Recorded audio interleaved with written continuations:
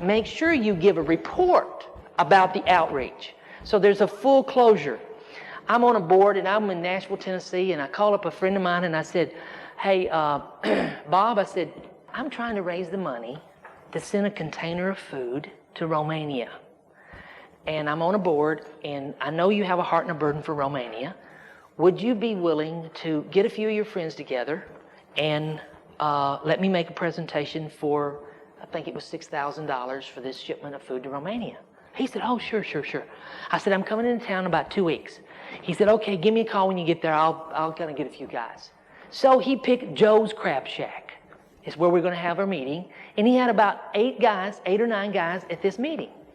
Now, Frank, the founder of Child Life International, drove in to meet me because I said, hey, this meeting's happening.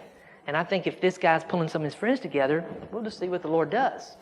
So Frank came in, and I said, Frank, you got your facts. How much do you need? Do you have an airplane ticket in there for yourself? You know, who's going to pay your electric bill while you're gone?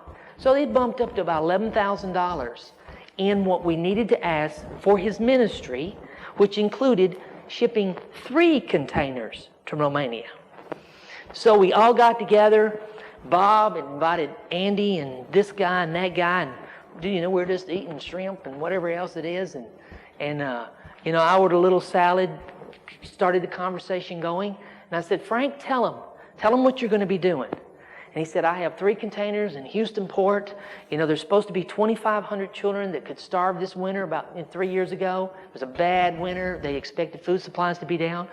He had a copy of a newspaper article. He passed that out. And he said, I have 3 containers of food waiting in Houston. I need the money to ship them. I said, well, Frank, tell him where you're going in about a week. He said, I'm flying to Romania to meet those containers. So we're talking a little bit. And the guy's asking Frank a few questions, you know, are you a nonprofit? Are you a governmental organization? He told him that. You know, where'd you get this? And Gleanings for the Hungry gave 10,000 pounds of dehydrated fruit. And another company gave dehydrated soup. And Walmart gave. And it was really a neat story coming together. And then when Frank stopped, I looked at every one of the guys that was sitting at that table. And I said, I'm going to tell you what I'm going to commit to you men today.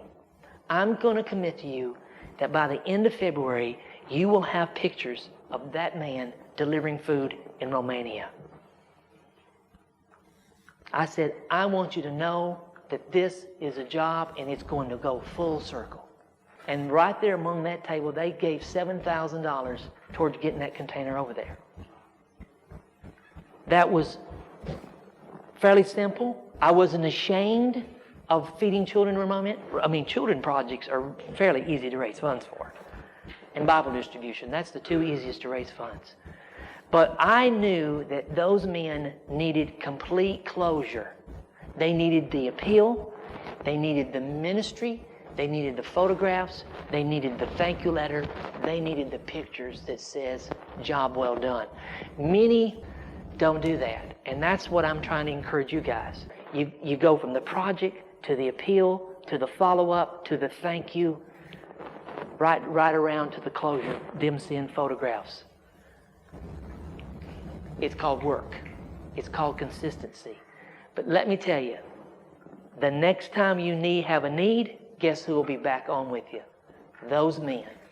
I mean, unless something happens, those men will be back on the knee. Matter of fact, from that group, I solicit several of those guys to sponsor other projects. Why? Because they got an excitement and fulfillment out of giving. Now, it's not for orphan work, but the relationship, many times our relationship with people from a formal presentation can develop into a continued giving relationship. And your relationship actually develops because you made an appeal and you talked about it.